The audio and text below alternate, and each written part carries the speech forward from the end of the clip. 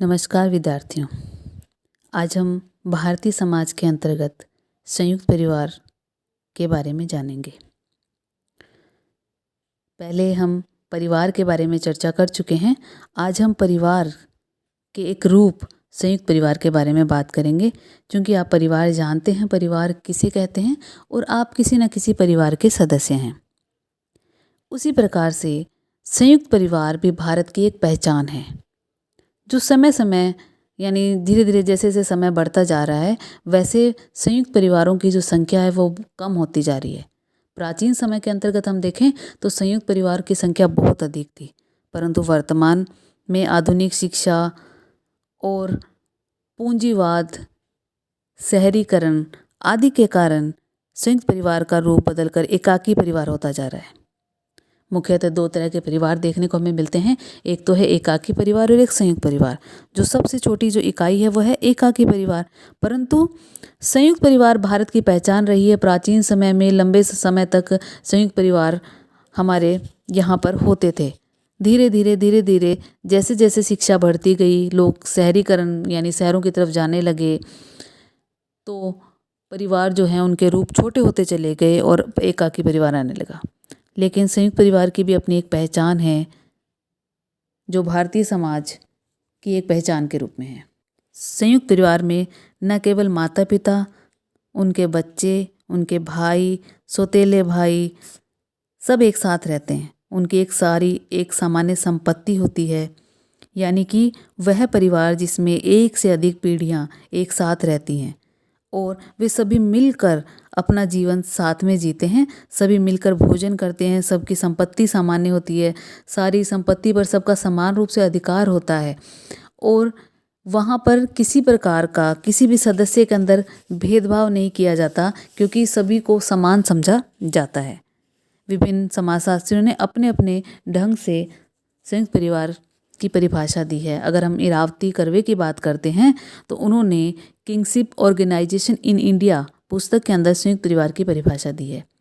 एक संयुक्त परिवार लोगों का एक समूह है जो सामान्यतः एक छत के नीचे रहते हैं, जो एक रसोई में बना भोजन करते हैं, जो सामान्य संपत्ति रखते हैं, परिवार के सामान्य पूजा पाठ में भाग लेते हैं और एक दूसरे से किसी विशेष प्रकार के बंधुत्व संबंध से संबंधित होते हैं। यानी कि संयुक्त परिवार वह है जिसमें बहुत सारे सदस्य होते हैं, जिसमें पति पत्नी, उनके माता पिता, उनके भाई बहन, उन भाई बहन के बच्चे, बहुत सारे सदस्य, और वो सभी एक दूसरे को समान समझते हैं, एक दूसरे को सम्मान देते हैं और सभी मिलकर भोजन करते हैं। यानी कि एक जैसा भोजन करते हैं, एक ही साथ एक ही तरीके से वो रहते हैं, किसी प्रकार का भेदभाव उनके अंदर नहीं होता है।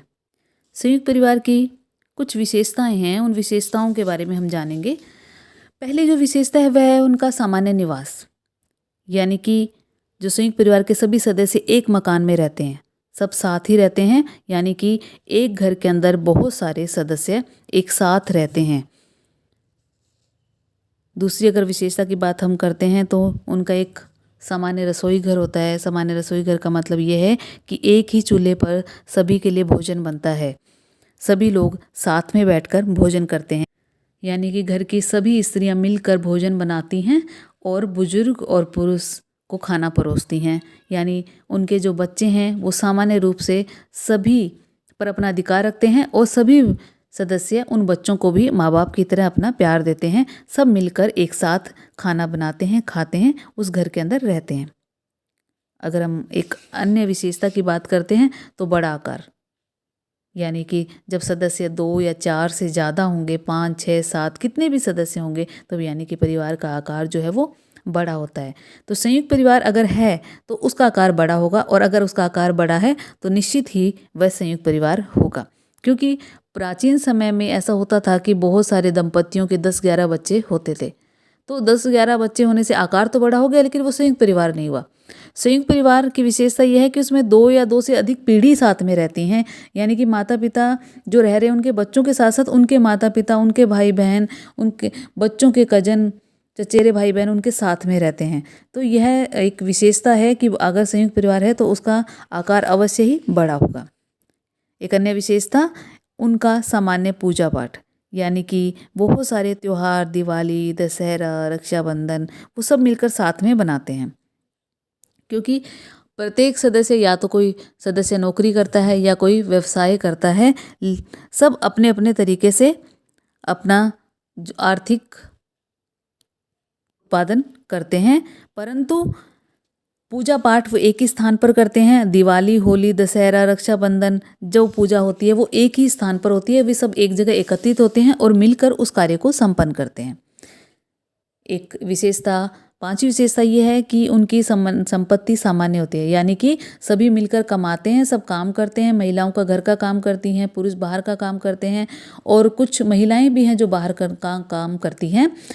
उन सबके द्वारा कमाया गया धन सबका एक साथ इकट्ठा रखा जाता है, जिसका कोई मुखिया होता है, और वो मुखिया जो है उनका हिसाब रखता है।